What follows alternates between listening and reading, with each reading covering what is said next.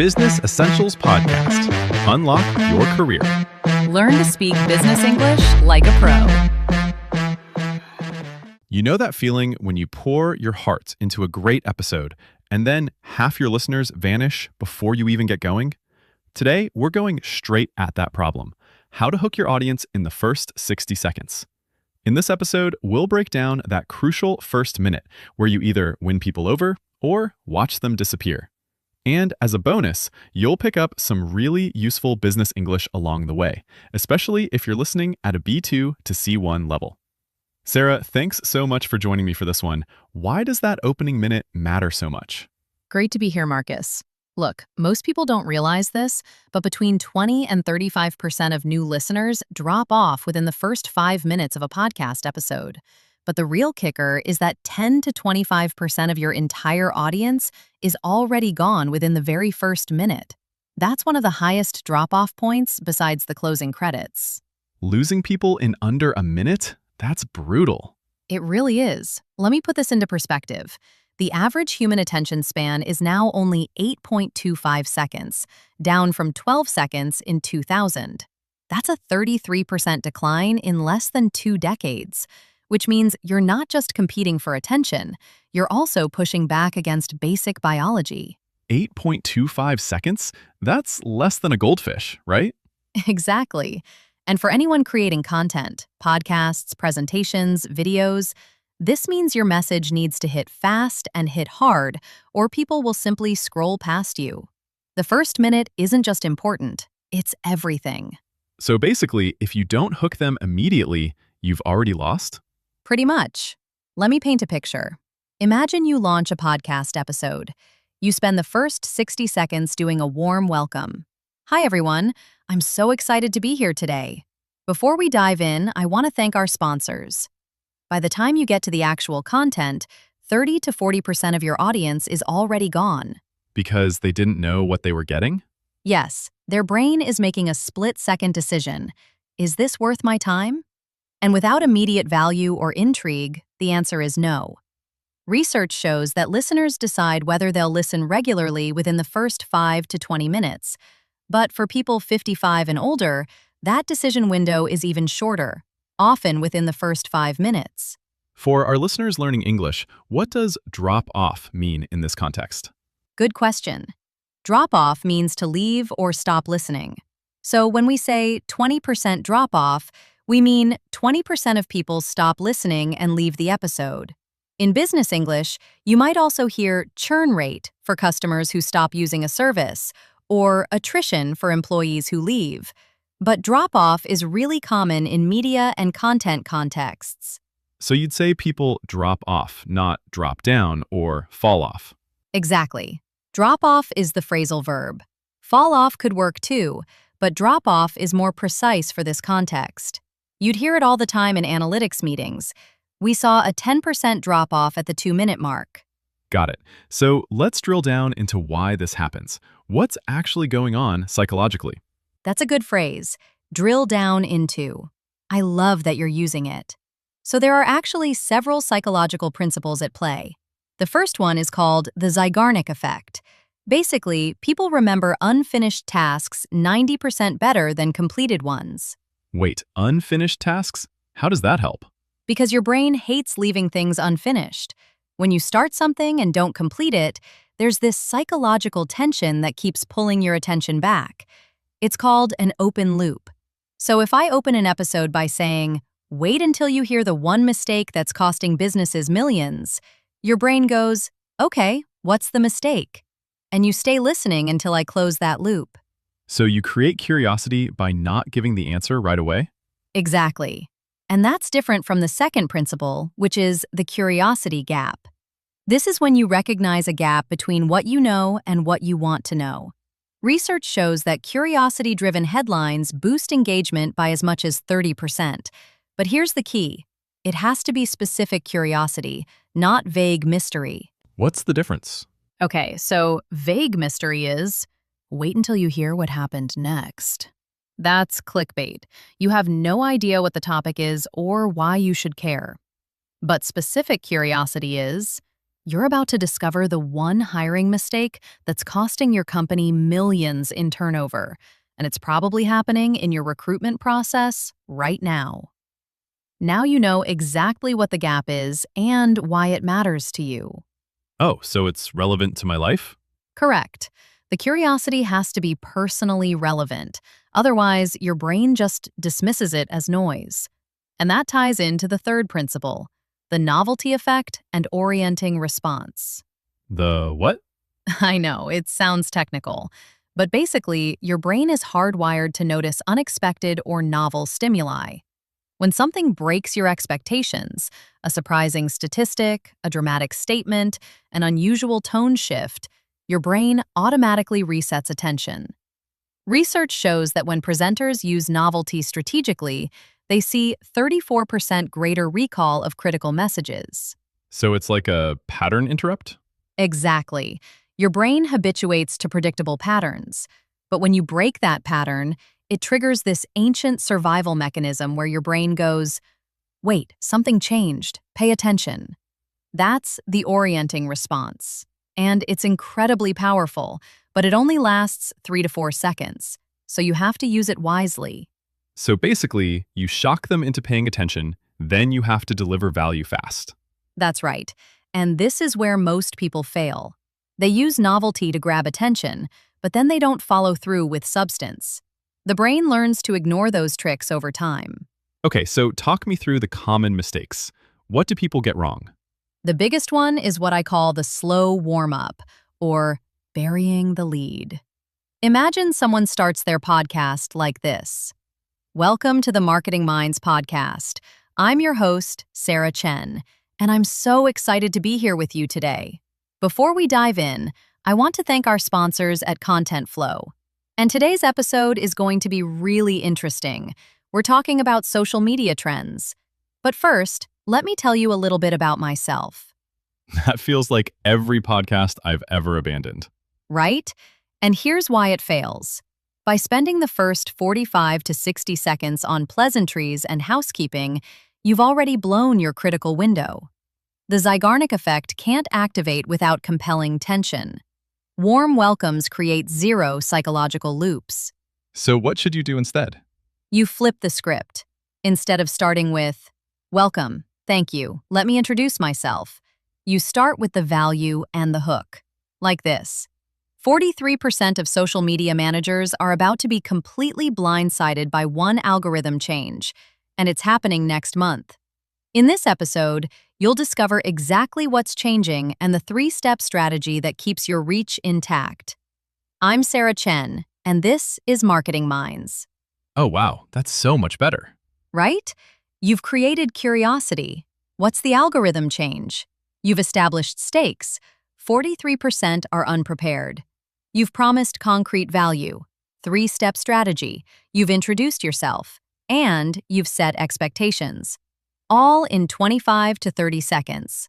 Listener retention typically jumps from 35 to 45% to 70 to 85% just from that one change. That's a massive difference. What's another mistake? Presenting a vague curiosity gap without a value promise, like saying, wait until you hear what happened next, with no context. That worked maybe 5 years ago, but audiences are savvy now. They recognize clickbait immediately. So how do you fix that? You make the curiosity specific and relevant. Instead of, wait until you hear this, you say, if your productivity routine is failing, and statistically 73% of remote workers say theirs is, the problem isn't willpower, it's your system. I'm about to show you the exact framework that changed everything for our team, and I genuinely think it'll shock you. So you're telling them exactly what they'll learn. Exactly. And you're connecting it to a problem they likely have. The curiosity is now directed and purposeful. Without personal relevance, listeners have zero emotional investment in learning the answer. For our listeners learning English, what does clickbait mean? Great question. Clickbait is content designed to attract attention and encourage clicks, but it's usually misleading or doesn't deliver on its promise.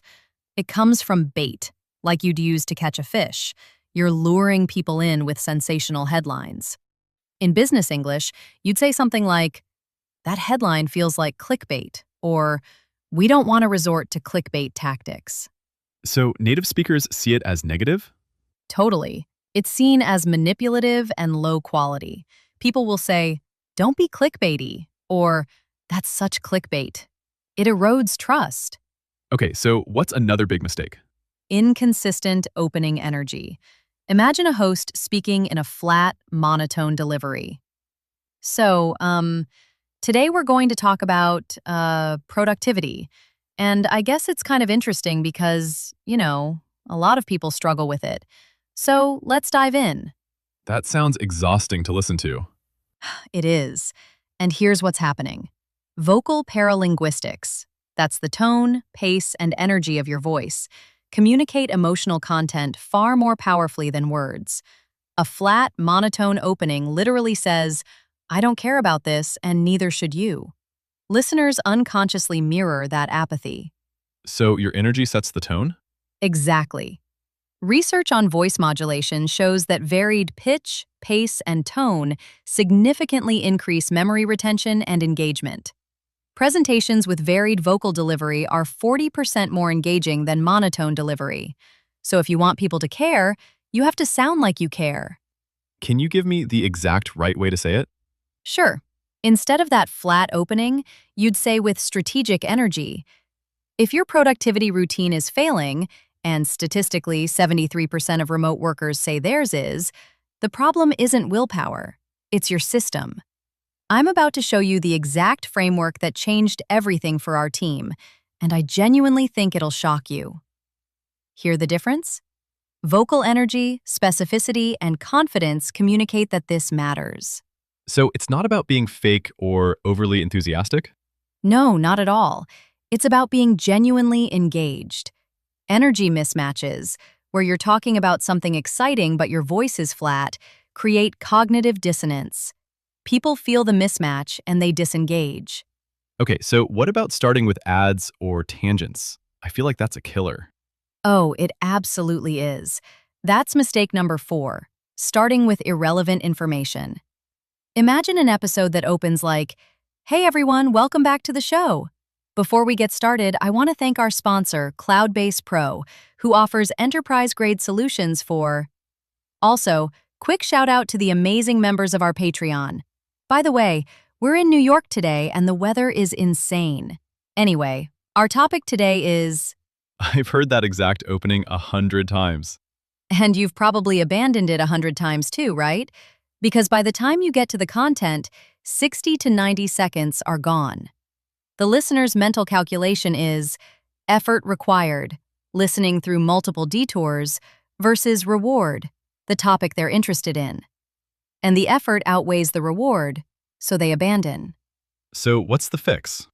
You integrate sponsorships naturally, and you deliver value first. Like this. The methodology we're about to reveal just landed our client a 340% ROI improvement in Q4. Before I tell you what it is, I do want to thank Cloudbase Pro for supporting the show. Now, here's the breakthrough strategy. So you're still honoring the sponsor, but you're not making them wait? Exactly. You've promised value up front, you've honored the sponsorship briefly, then value delivery resumes. Research shows that naturally integrated sponsorships have 35% less skip-through behavior than jarring ad insertions. That makes total sense. What's the last big mistake? No clear problem statement or relevance anchor. Like saying, today we're talking about blockchain technology in supply chain management, which is really fascinating when you think about it. And that's it. No connection to the listener's life. So it's just abstract. Exactly. Without establishing relevance to the listener's problems or interests, you failed the fundamental contract of the opening, which is, this matters to you specifically. The listener's brain asks, how does this apply to me? And if the answer isn't immediately clear, they disengage. So how would you fix that example? You'd say, if you're still manually tracking inventory across multiple suppliers, you're leaving between 15 and 30% of your profit margin on the table. That's tens of thousands of dollars per year for a typical mid-market business. Today, I'm revealing the blockchain framework that's eliminating that leak for our clients. Oh, so now it's about money they're losing? Exactly. The listener immediately understands. This is directly relevant to my problem and my bottom line. Personal relevance creates emotional investment. And research shows that presentations that open with personal relevance see 40% higher recall and engagement than those that bury relevance later. Okay, so give me a framework. How do I actually structure the first 60 seconds? So I use what I call the 4-phase hook mastery system. Phase 1 is the cold open. That's 0 to 15 seconds. You jump directly into compelling content before any standard intro elements. You lead with a dramatic statistic, a bold statement, or a question that creates immediate curiosity. Like what? Like, 73% of entrepreneurs who failed reported the same critical mistake, not recognizing when to pivot their strategy. The worst part? Most of them had the data telling them to change, but ignored it. You've activated the orienting response. The brain resets attention because that's surprising. And you've begun building Zeigarnik tension. There's an unresolved narrative. So you're not introducing yourself or the show yet. Not yet. Phase 2 is the promise statement. That's 15 to 35 seconds. Now you clarify what the curiosity is about and why it matters. You say, "Today, I'm breaking down why successful founders listen to data over intuition and how you can build that skill starting today. I'm Marcus, and this is the Founders Show." So you're telling them exactly what they'll get? Exactly. You're confirming that staying will be worth their time.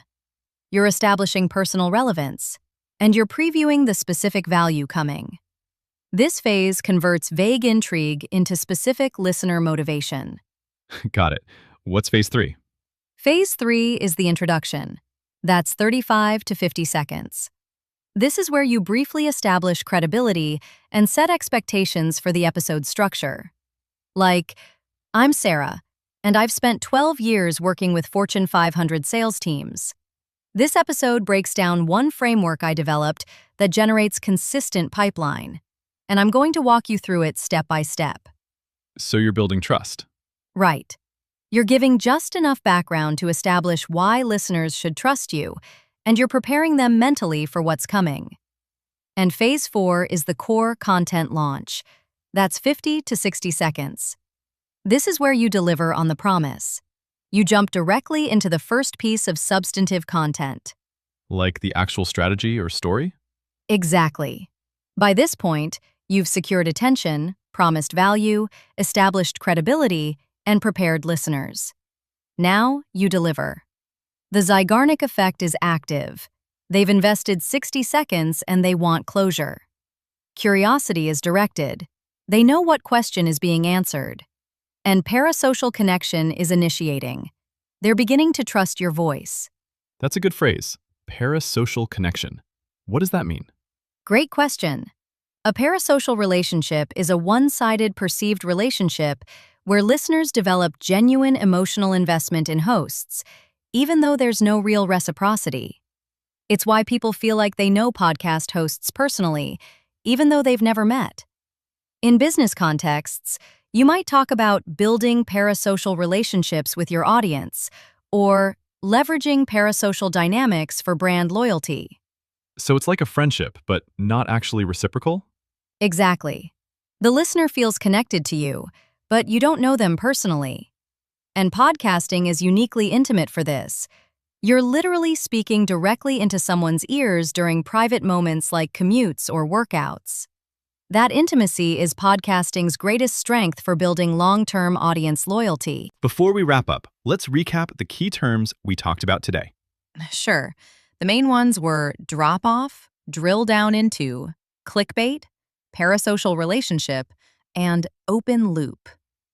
Drop-off means to leave or stop listening.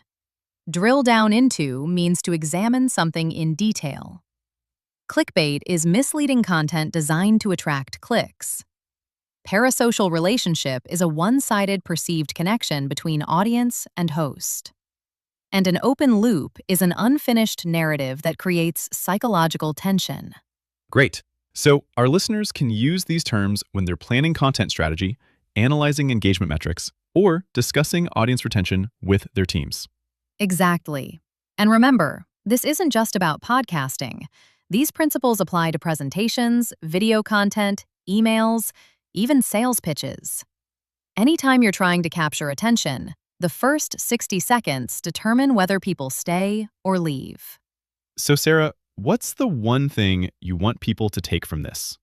The first 60 seconds is not a warm-up. It's the entire game. You cannot afford a weak opening. The difference between losing 35% of your audience and retaining 85% comes down to those first moments. Master the cold open, deliver value immediately, create specific curiosity, and maintain vocal energy. Do that, and you'll see completion rates jump by 40 to 50% within weeks. That's not theory. It's measured in the data. Here's what we want from listeners.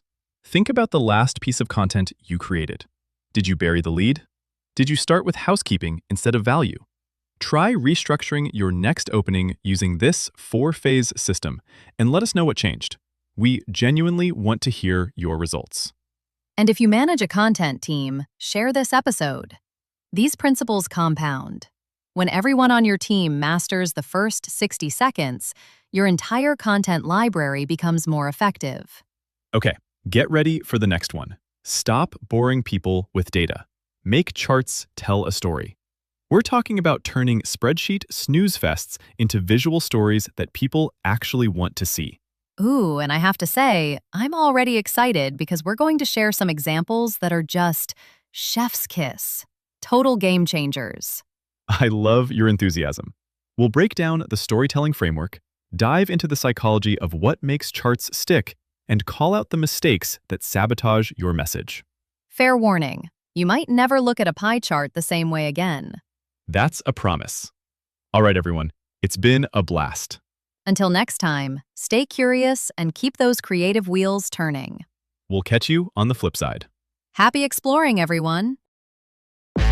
Business Essentials Podcast. Unlock your career. Learn to speak business English like a pro.